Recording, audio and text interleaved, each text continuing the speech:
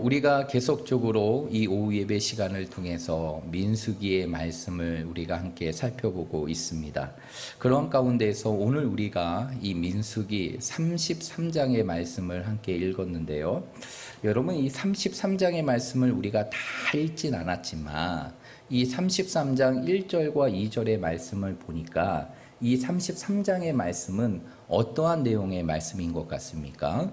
바로 여러분들이 생각하시고 그리고 여러분들이 지금 마음속에 품고 있는 것 같이 바로 이스라엘 백성들이 출애굽한 이후에 40년 동안의 광야의 시간들을 거치고 그들이 지금 머물고 있는 모압 평지까지의 긴 여정의 모습을 이제 모세가 다시 한번 회상하고 고백하는 내용을 담고 있는 것이 바로 33장의 말씀이에요.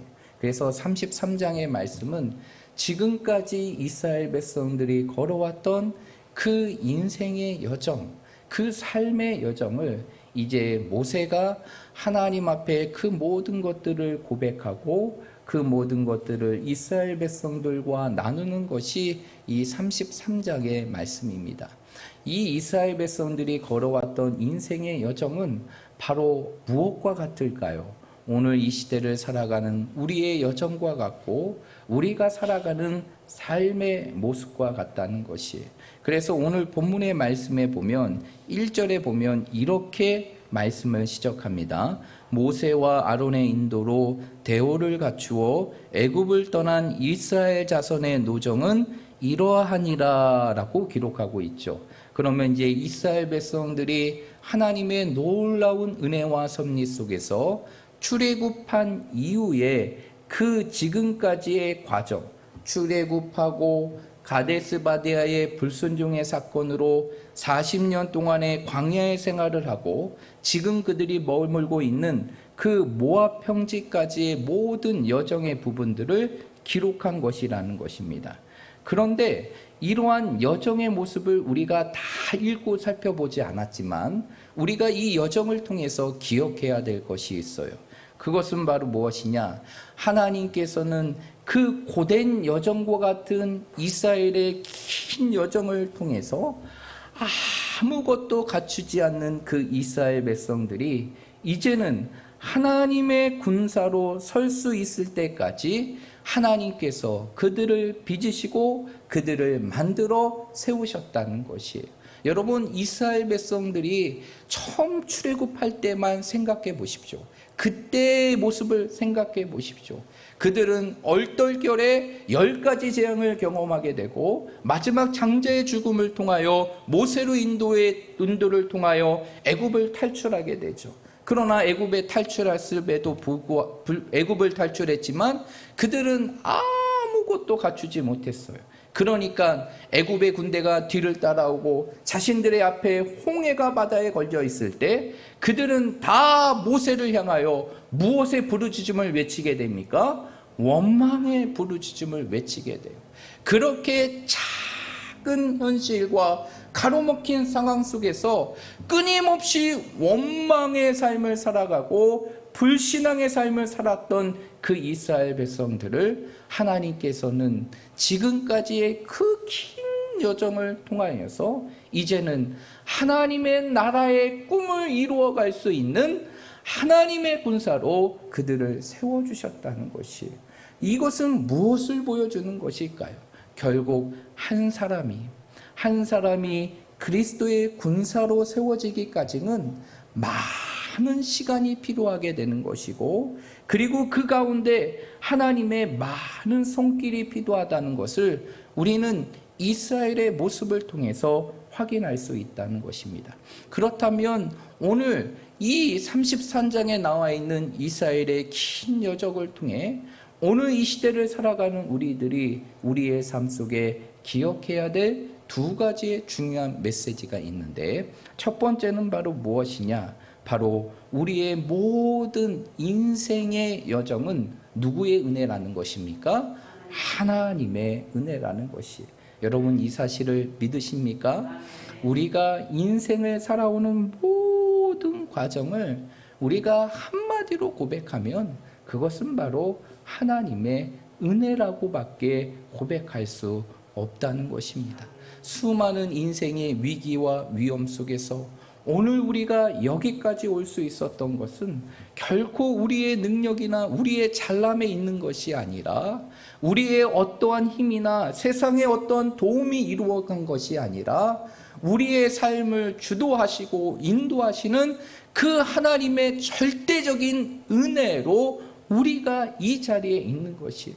때로는 우리의 현실의 삶이, 내가 바라는 현실의 삶이 되지 않고 내 육신의 모습이 다른 사람과 같이 건강한 삶을 살지 못한다 할지라도, 질병으로 인해 연약해져 있고 여러 가지 상황에 갇혀 있다 할지라도 우리는 알아야 될 것이 있어요. 그것은 그 상황 속에서도 우리가 살아갈 수 있는 하루하루의 모든 인생의 여정은 누구의 은혜다? 하나님의 은혜라는 것이에요. 우리가 이스라엘 백성들도 모습을 보시면 알겠지만, 오늘 이스라엘 백성들이 걸어온 여정의 부분들을 회상하는 것을 보게 되면 이 모든 것들이 하나님의 은혜라고밖에 고백할 수밖에 없다는 것입니다. 여러분, 이스라엘 백성들은 사실상 광야에서 다 죽고 진멸할 수 있는 상황이 한두 번이 아니었어요. 그들이 출애굽한 이후에 지금 모압 평지를 오고 이제 장차 가나안 땅의 점령을 앞두고 있는 그 상황에 있지만, 이들이 여기까지 오는 모든 상황 속에서 그들은 끊임없이 하나님의 진노와 심판을 경험하게 되고, 하나님 앞에 끊임없이 진멸할 수밖에 없는 인생의 위기가 한두 번이 아니었다는 것이에요. 그 대표적인 사건이 바로 무엇이에요? 민수기 13장과 14장에 나와 있는 그들이 40년 동안의 그 광야의 시간들을 보내게 된 원인의 사건인 바로 가데스 바네아의 불순종의 사건이잖아요. 결국 그들이 하나님께서 보여주신 그 가나안의 정탐을 보고 하나님의 말씀을 부인해버리고 결국 가나안 땅을 차지할 수 없다는 불신앙의 모습을 가졌을 때, 하나님께서는 어떻게 하셨습니까? 그곳에서 그들을 다 진멸시키려고 했다는 것이죠.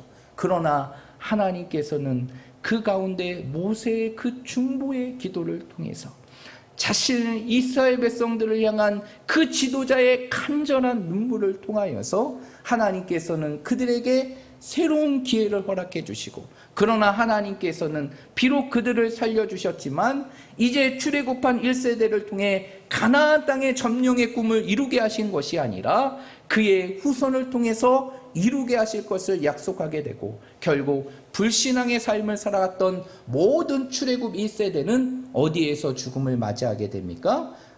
바로 광야에서 죽음을 맞이하게 되죠.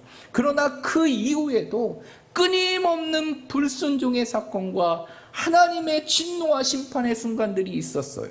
그 중에 또한 대표적인 사건이 바로 무엇입니까? 민수기 25장에 나와 있는 바알보올의 음행의 사건이잖아요. 이스라엘 백성들이 이방의 연인들과 음행을 하고 온갖 이방의 신이었던 바알을 섬겼던 그 모습, 그 상황 속에서도 하나님께서는 그 모든 이스라엘 백성들을 진멸하려고 하였지만 하나님께서 용서해 주시고 오늘 모압 평지까지 오게 하셨다는 것이, 결국 이스라엘 백성들이 이제 가나안의 정복을 꿈꾸며 요단강을 건너면 가나안의 땅에 들어갈 수 있는 여기까지의 모든 인생의 삶은 뭐라고 표현할 수밖에 없을까요? 하나님의 은혜라고 표현할 수밖에 없다는 것이, 우리의 인생의 여정도 마찬가지입니다. 우리의 인생의 삶도 마찬가지.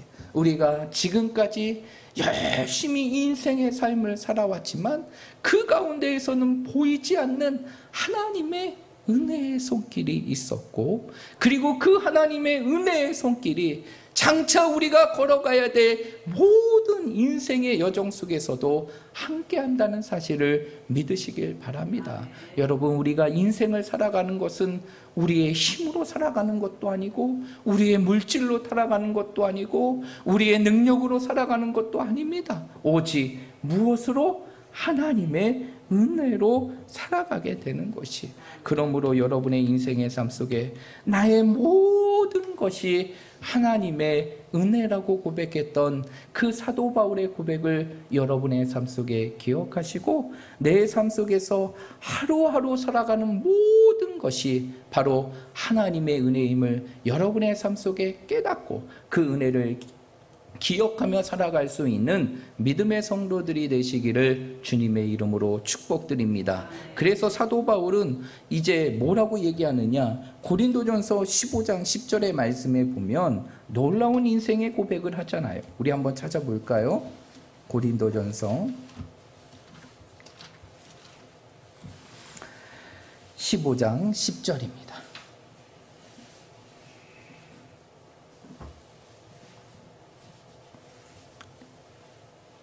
우리 함께 읽어보겠습니다. 고린도전서 15장 10절 시작.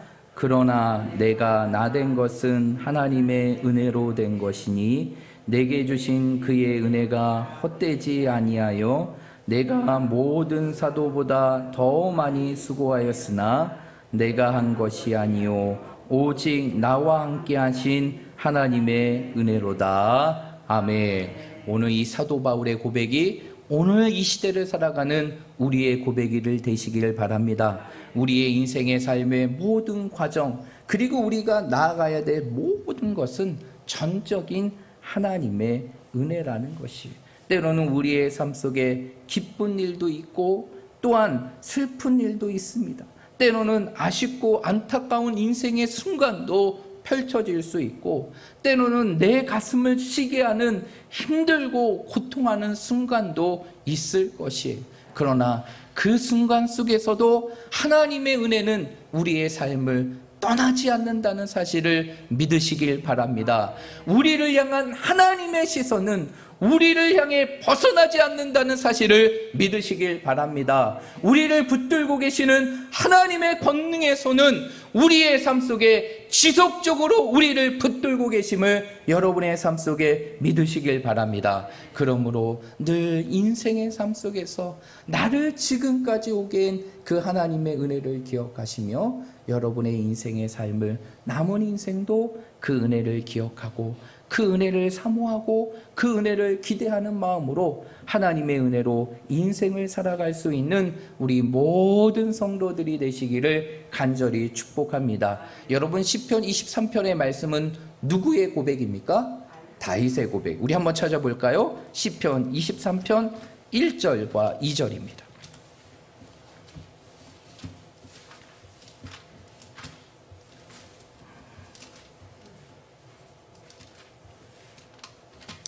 시편 23편 1절과 2절입니다. 우리 한번 읽겠습니다. 1절과 2절입니다. 시작. 여호와는 나의 목자시니 내게 부족함이 없으리로다. 그가 나를 푸른 풀밭에 누이시며 쉴 만한 물가로 인도하시는도다. 아멘. 오늘 이 말씀은 사실상 다윗이 자신의 인생의 삶을 회상하며 하나님 앞에 고백하는 시예요. 그런데 다윗이 자신이 누리는 모든 인생의 행복들을 되돌아보니까 그 모든 행복의 원인이 어디에 있는 것이냐? 내가 누리고 있는 왕의 자리나 내가 갖고 있는 권력에 있는 것이 아니라 하나님이 내 삶에 무엇이 되신 것? 목자가 되신 것. 여러분, 다윗의 인생의 삶의 목자가 되신 하나님이 바로 우리의 인생의 삶의 목자가 되신다는 사실을 믿으시길 바랍니다. 그 하나님이 인도하시면 우리의 삶에 무엇이 없게 되는 것입니까? 부족함이 없게 돼요. 2절의 말씀에 보니까 왜 부족함이 없느냐? 그 하나님의 인도하심이 날마다 우리를 어디에 누이시고 푸른 풀밭에 누이시고 우리를 어디로 인도하시기 때문에 쉴만한 물가로 인도하시기 때문에 여러분, 하나님의 인도하심 속에는 실패가 있을까요? 없어요. 하나님의 인생의 삶 속에서는 다른 실패와 저주가 있을까요? 없습니다. 하나님의 인생의 삶 속에서는 늘 아름다운 인생의 삶만이 있다는 사실을 여러분의 삶 속에 믿으시길 바랍니다. 하나님의 인도하심은 언제나 우리의 인생을 푸른 풀밭과 쉴만한 물가로 인도하시는 것이고, 그 인생의 삶을 경험할 수 있도록 우리의 삶을 인도하신다는 것이, 이것이 바로 하나님의 은혜라는 것입니다. 그러므로 우리 사랑하는 모든 성도들이 새로운 한 주의 순간, 매일 내 삶을 인도하시는 그 하나님의 손길을 기억하시고, 언제나 우리를 푸른 풀밭과 쉴만한 물가로 인도하시는 그 하나님의 은혜를 기억하고, 그 하나님의 은혜를 따라 하루하루의 인생을, 그리고 여러분의 주어지는 모든 인생의 여정을 살아갈 수 있는 우리 모든 성도들이 되시기를 주님의 이름으로 축복드립니다. 두 번째로 오늘 말씀을 통해 우리가 기억해야 될 또 한 가지가 있어요. 오늘 이스라엘 백성들의 그 긴 여정을 회상하는 이 회상의 말씀을 통해 우리에게 주시는 또 하나의 말씀이 있는데, 그것은 바로 무엇이냐? 우리의 인생의 삶의 모든 형통의 길은 결국 무엇을 따르는 길이라는 것입니까? 하나님의 말씀을 따르는 길이라는 것이. 오늘 본문의 말씀으로 돌아가게 되면 이 민수기 33장 2절의 말씀에 보면 이렇게 기록하고 있습니다. 2절의 말씀에 보니까 모세가 여호와의 명령대로 그 노종을 따라 그들이 행진한 것을 기록하였으니, 여러분, 이스라엘 백성들이 비록 힘든 인생의 여정을 걷고 지금 이제 가나안 땅의 정복을 위하여 모압 평지까지 왔게 됐지만, 여러분 기억하셔야 될 게 무엇이냐면, 사실 광야에서 살아남는 것 자체가 은혜라는 것이에요. 왜 그럴 수 있었습니까? 하나님께서는 그 엄청난 광야의 시간 속에서도 날마다 그들의 필요를 채워주셨어요. 어떻게 채워주셨습니까? 만나로 그들의 필요를 채워주시고, 반석을 갈라 물이 나게 하셨고, 그들의 필요한 모든 것들을 하나님의 기적의 역사로 채워주셨어요. 그래서 신명기의 말씀을 보게 되면 뭐라고 기록하고 있느냐? 모세가 모든 그 광야의 여정을 건너면서 그가 고백하는 것은 바로 무엇이냐? 그 광야의 여정 속에 하나님이 나와 우리와 함께 하시니 우리의 옷이 헤어지지 아니하고 우리의 신발이 닳지 않았음을 모세는 고백하였다는 것이죠. 여러분, 그렇게 이스라엘 백성들이 여기까지 올 수 있었던 것은 전적인 하나님의 인도하심이었는데, 그들이 그러한 여정의 과정들을 거치며 그래도 여기까지 올 수 있었던 것은 결국 모세라는 지도자를 통하여 이스라엘 백성들이 무엇을 따라 그 여정의 삶을 살았기 때문입니까? 하나님의 말씀을 따라, 하나님의 명령인 하나님의 말씀을 따라 살았기 때문에 그 40년 동안의 광야의 시간들을 걸었음에도 불구하고 그들이 그 광야에서 죽지 않고 생존하며, 더 나아가 그들의 옷과 그들의 발이 헤어짐을 당하지 아니하고 하나님이 약속하신 그 성취의 땅을 바라볼 수 있는 이 시점까지 왔다는 것이에요. 여러분, 우리가 알아야 될 것이 있어요. 때로는 우리가 하나님을 따라 인생의 삶을 살아가면서 실패라는 순간도 경험하게 됩니다. 그렇죠? 실패라는 순간도 경험하게 되고 참 아픈 순간도 경험하게 돼요. 그런데 그 순간들을 경험하면서 우리는 그런 생각을 해요. 하나님께서 나를 사랑하신다는데 왜 나를 사랑하시는 하나님이 이러한 시련을 주시고 이러한 고난을 주시고 그리고 이러한 아픔을 주시고 이러한 어려움의 상황을 주실까? 사실상 그 이유를 가만히 살펴보면 그것은 하나님께서 우리가 미워서 주신 것이 아니라는 것이죠. 그러면 무엇 때문에 주어진 것일까요? 가만히 인생의 삶을 생각해 보면, 내 자신을 생각해 보면 결국 그 이유는 다른 것이 아니라 우리의 삶 속에서 하나님의 말씀을 따라 살아가야 함에도 불구하고 그 순간적인 선택과 결정 속에서 이 하나님의 말씀을 저버리며 살아간 것이 결국에는 때로는 우리의 인생의 삶 속에서 고난이라는 시간도 나타나게 되고, 때로는 고통의 시간도 나타나게 되고, 때로는 어려움의 순간도 맞이하게 된 것이, 여러분 우리의 삶을 생각해 보십시오. 여러분들이 당했던 인생의 순간들도 생각해 보십시오. 내가 하나님의 말씀대로 살았는데, 하나님의 말씀대로 온전히 삶을 살았는데 하나님께서 내 인생의 삶에 그러한 시련을 주신 것일까요? 아니에요.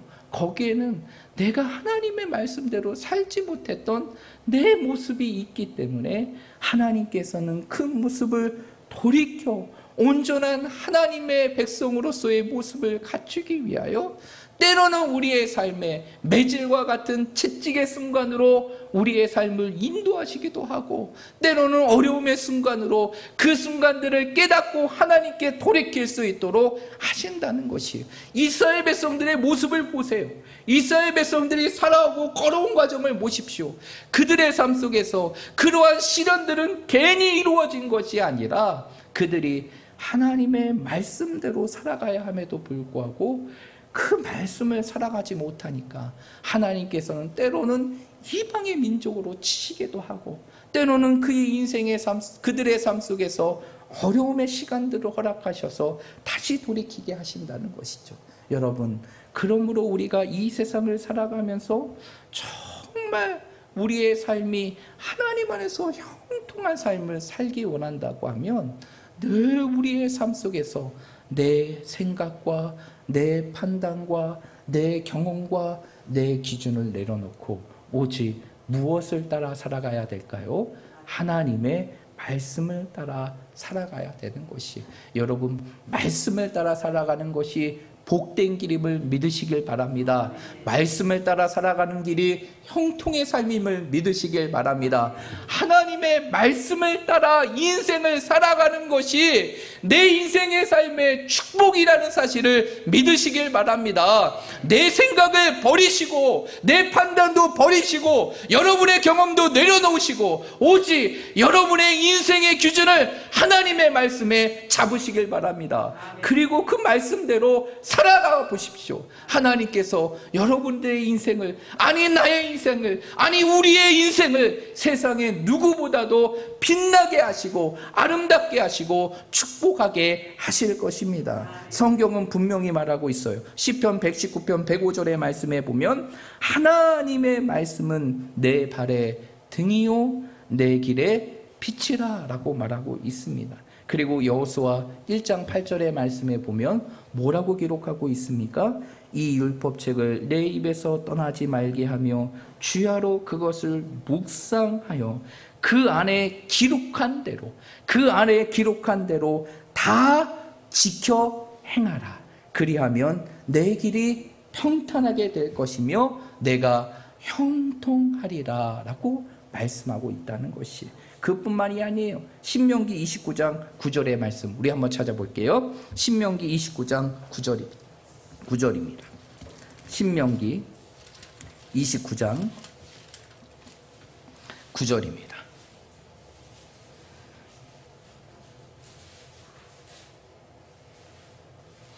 우리 다 찾으셨으면 한 목소리로 읽겠습니다. 신명기 29장 9절입니다. 우리 다 함께 믿음으로 읽도록 하겠습니다. 시작. 그런즉 너희는 이 언약의 말씀을 지켜 행하라.